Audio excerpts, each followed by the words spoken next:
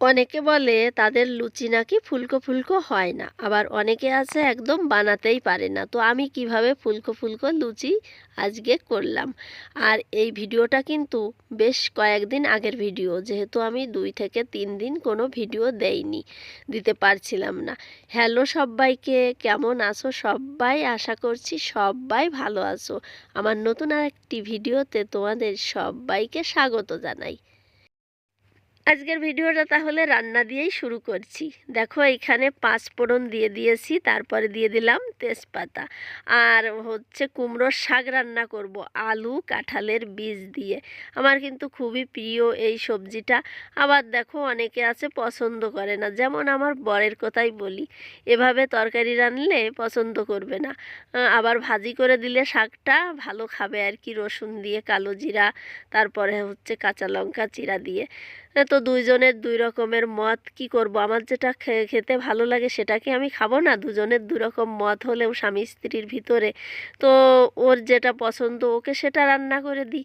এই নাই যে আমি খাই না বলে ওকে রান্না করে দেব না, আবার মানে ও খাবে না বলে আমি খাবো না, এটা কিন্তু নয়। তো এভাবেই ম্যানেজ করি আর কি, দুজনের দুই রকমের মানে মত হলেও ভিন্ন ভিন্ন। যেমন আমার ছেলে যেটা পছন্দ করে মেয়ে সেটা পছন্দ করে না, আগের একটা ভিডিওতেও বলেছি। তাই বলে কি একজন খাবে আর একজন খাবে না, এটা তো হতে পারে না। তারপরেও মানে খায় না সেটা নয়, মানে ভালো করে খাবে না আর কি, ওই অল্প একটু খাবে আর কি। যেরকমের খাবারের জিনিস, পছন্দর জিনিস হলে মানুষ একদম ভালোবেসে সেটা খায় আর কি। তো সেরকমের খাবে না, ওই একটু খাবে আর কি। তো দেখো এই যে নুন হলুদ কাঁচা লঙ্কা চিরা সব কিছু দিয়ে আর কি একসঙ্গে এই যে নাড়িয়ে চাড়িয়ে তারপরে একটু ঢাকনা দিয়ে দেবো, জল বেরিয়ে আসবে। আর এই যে ঢাকনাটা দিয়েছিলাম, তারপরে দেখো জল বেরিয়ে আসছিল, আবার নাড়িয়ে চাড়িয়ে তারপরে এই যে আবার একটু জল দিয়ে দিলাম, না হলে তো সিদ্ধ হবে না। এবার ঢাকনা দিয়ে ঢেকে দেব। আর এদিকে দেখো ওই সবজিটা মানে বললাম না সবাই খাবে না, ছেলে মেয়ে তো খাবেই না, তার জন্য আবার এদিকে ছোলার সবজি রান্না হচ্ছে। আর এদিকে এই যে মশলাটাকে আমি ভালো করে কষিয়ে নিচ্ছি আর কি। এই ছোলার সবজি রান্না করতে গেলে মশলাটা ভালো করে কষালেই খেতে ভালো হয় আর কি। ওদিকে তো মশলাটা কষানো হচ্ছে, আর এদিকে দেখো এই যে ঢাকনাটা তুলে নিয়েছি, তারপরে এভাবে আর কি করে দিচ্ছি আর কি। এভাবে ঘেটে ঘেটে রান্না করলেই নিরামিষ রান্না আর কি বেশি ভালো লাগে আমার কাছে। আর দেখো এই যে একটু চিনি তো দিতেই হবে আর কি, যেহেতু নিরামিষ, চিনি না দিলে একদম অসম্পূর্ণ থেকে যাবে আমার মনে হয়। তো এই যে চিনি দিয়ে দিলাম, এবার স্বাদটা কিন্তু আরও দ্বিগুণ হয়ে যাবে আর কি। নিরামিষ ছোলার সবজি দুটোই রান্না করা হয়ে গেছে, তারপরে তোমাদেরকে তো আর দেখানোই হয়নি, ভুলে গেছি আর কি। আর এদিকে দেখো আমি 2 রকমের আজকে পুরি করব। আর আটাও দিয়ে মেখেছি, আবার ময়দা দিয়েও মেখেছি। এই যে এটা হচ্ছে ময়দা, আমার ছেলে ময়দার পুরি খাবে আর কি। আর আমরা তো সব সময় আর কি ওই আটা দিয়েই খাই, আমি তেমন একটা এই তেলের জিনিস কিন্তু খাই না। আর তোমরা হয়তো বিশ্বাস করবে কি করবে না জানি না, তো আগে একদমই খেতাম না, এখন একটু একটু খাই আর কি। আর দেখো এই যে আগে আমি আর কি ছেলের জন্যই ভাজি করছি ওই ইসের ময়দারটা। তো আজকে এরকমের ফুলকো ফুলকো লুচি সঙ্গে সঙ্গেই আর কি আটা ময়দা মেখে কিভাবে ফুলকো ফুলকো লুচি করলাম সেটাই তোমাদেরকে বলছি। অনেকে আছে অনেকক্ষণ মাখিয়ে রেখে দেয়, তাহলেই কিন্তু ফুলকো ফুলকো হয় আর কি। আর বেশিরভাগ দেখবে রাত্রেবেলা আটা মেখে রেখে দেবে ফ্রিজে, সকালবেলা করবে সেটা কিন্তু এরকম ফুলকো ফুলকো হবে আর কি। আর আমি আজকে সঙ্গে সঙ্গেই আটা ময়দা দুটোই মেখেছি। তো এরকম সঙ্গে সঙ্গে মেখেই কিন্তু খুবই কম হয় এরকম ফুলকো ফুলকো, একটু রেখে দিলেই ফুলকো ফুলকো হবে, না হলে কিন্তু ফুলবে না। তো আমি দিয়েছি এর ভিতরে কি দিয়েছি, কি দিয়েছি দেখো, এডিট করার সময় মনেই করতে পারছি না, কারণ 2-3 দিন হয়ে গেছে তো। ওই সুজি দিয়েছি, জানো তো।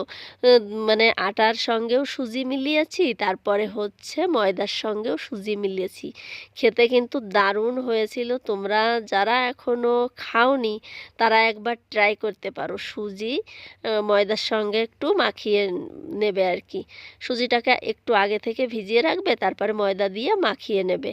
আর সেম আটার ভিতরেও এরকম করে দিয়েছি। আর দেখো কত সুন্দর ফুলকো ফুলকো হয়েছিল, আর খেতেও কিন্তু ভালো হয় আর কি। সত্যি কথা বলতে একবার ট্রাই করে দেখো, তারপরে বলবে যে না আমি সত্যি বলেছি কি মিথ্যে বলেছি। তো এই দেখো কয়েকটা বেশ হয়ে গেছে, আর এদিকে আমার ছেলে আর মেয়ে কিন্তু খাওয়া শুরু করে দিয়েছে। আর আমি তেমন একটা এই তেলের জিনিস কি মানে লুচি তেমন একটা পছন্দ করি না। আর পছন্দ না করার কারণও একটা আছে। মানে ডাক্তার নিষেধ করেছিল খেতে তেলের জিনিস। তো তখন থেকেই না ওই না খেতে খেতে তেমন একটা মানে না পছন্দর হয়ে গেছে আর কি এখনে। তারপরেও খাই আর কি, খাই না, খুবই কম খাই। ওদেরকে করে দিলেও আমি কিন্তু মানে ভাত খাই, না হলে হচ্ছে রুটি খাই। আর এই দেখো ছেলে বলছে ছোট ছোট করে ভেজে দাও, ছোট ছোট করে ভেজে দিয়েছি। আর এই দেখো এই যে নিয়েও নিয়েছি, ছেলেকেও খাওয়াবো আর আমিও খাবো। আমি তো ওই নিরামিষ দিয়ে ভাত খাবো, তার জন্য আমি একটা হয়তো খাবো আর কি, আর ছেলেকে খাইয়ে দেবো। আর সবজিটা ছেলে আলাদা করে নিয়েছে আর কি, ঝোল নেয়নি, শুধু ছোলা বেছে বেছে দিয়েছি ওইখান থেকে ওকে, আর পুরি একসঙ্গেই নিয়েছি। Good morning. এটা হচ্ছে পরের দিন সকালবেলা। তো কালকের ভিডিওটা আবার কন্টিনিউ করছি। সকালবেলার অনেক কাজ হয়ে গেছে, আর এখন হচ্ছে ঘরটাকে মুছবো। আর এদিকে আমার পিছনটায় দেখতে পাচ্ছ বেডের উপরে মানুষ শোয় কিংবা বসে থাকে, আর আমার থালা বাসন কড়াই তারপরে ডিব্বা ডুব্বি যেখানে যেটা আছে সব তুলে রেখে দিয়েছি আর কি। তো কারণটা হচ্ছে নিচে থেকে সব কিছু নিয়ে আসতে হয়েছে আর কি। নিচেই কাজ হচ্ছে আর কি, পেইন্টের কাজ, তার জন্য।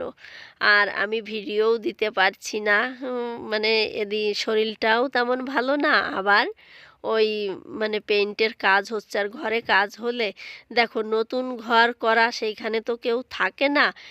তো সেইখানে মিস্ত্রি বলো পেন্টার বলো মানে খুব ফ্রিভাবে কাজ করতে পারে।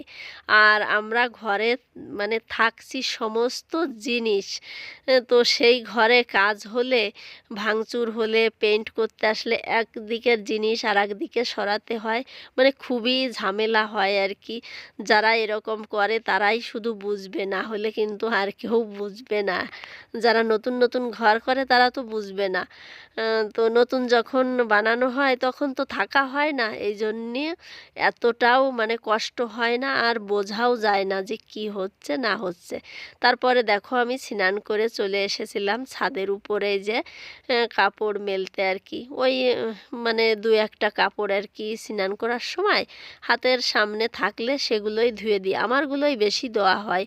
আর ছেলে মেয়ে বর্মশায়ের ওদেরগুলো আমি মেশিনেই দিই আর কি বেশি। তারপরে এই দেখো মাছ নিয়ে চলে আসছে। আর তোমাদেরকে প্রথমেই আমি বললাম যে এই ভিডিওটা কিন্তু কয়েকদিন আগের ভিডিও আর কি। আর এখন কিন্তু আজকে আমি যে ভিডিওটা দেব আর কি, শ্রাবণ মাস তো শুরু হয়ে গেছে, আর আজকে প্রথম সোমবার হচ্ছে। তো আজকে কিন্তু আমরা নিরামিষই খেয়েছি। হয়তো অনেকে আবার বলবে সোমবারের দিনও মানে এই যে মাছ নিয়ে আসছে মাছ খাচ্ছে, এটাই বলবে আর কি। তো চলো যে যেটা মনে করবে সেটা বলবে, এটা তো ভাববে না যে আমি ভিডিওটা কবে করেছি আর কবে পোস্ট করছি।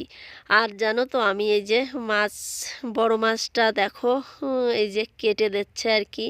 আমার না দেখো দাঁড়িয়ে দাঁড়িয়ে কাটছে, তারপরে তোমাদেরকে বলছি যে কেন কেটে দিচ্ছে আর কি, না হলে আমিই কেটে নিতাম। আর ওই যে ছোটোগুলো তো আমাকেই কাটতে হবে, তাই না? তো আমি 2 বছর আগে আর কি আমার পায়ে সিঁড়ি থেকে পড়ে গেছিলাম, পড়ে আর কি মোচ এসেছিল, তো পা ফুলেছিল, তারপরে ব্যথা হয়েছিল, হাঁটতেই পারতাম না। তো যাই হোক, সেটা তো সেরে গেছিলো ওষুধ টষুধ খেয়ে ব্যান্ডেজ করে।